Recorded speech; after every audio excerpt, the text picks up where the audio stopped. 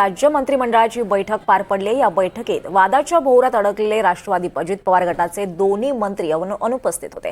धनंजय मुंडे आजारी असल्याने ते बैठकीला हजर राहू शकले नाहीत, तर माणिकराव कोकाटेंच्या आमदारकीवर नाशिक कोर्टात सुनावणी असल्याने तेही अनुपस्थित होते।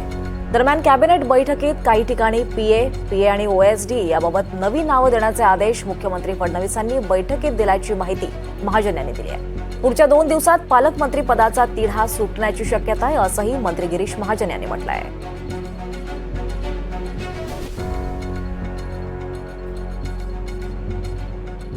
की या संदर्भामध्ये आपल्याला माहिती आहे, रायगड आणि नाशिकचा थोडा तिढा आहे। मला वाटतं या 2-3 दिवसामध्येच हा प्रश्न सुटेल, कारण हे खरं आहे, कारण पालकमंत्री पद असल्याशिवाय बाकी बैठका करता येत नाही, नियोजन समितीच्या बैठका घेता येत नाही, हे खरं आहे।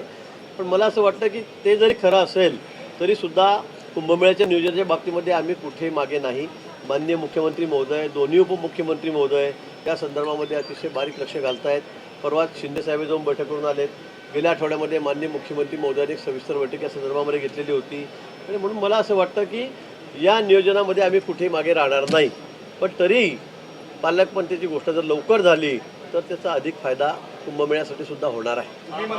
मला वाटतं उद्धवजी मुख्यमंत्री असताना जर आपण हे फंडा केला असता, चालवला असता अशा पद्धतीने, तर फार बरं झालं असतं।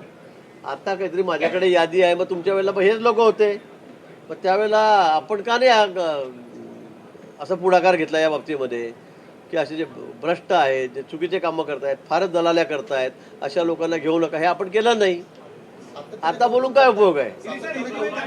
आता काय सांगतो, माझ्याकडे यादी तर आपण सरकारमध्ये असताना आपण काय कारवाई केली त्या लोकांवर? आपण का ठेवलं त्याला तुमच्याकडे? याचे उत्तर त्यांनी दिलं पाहिजे।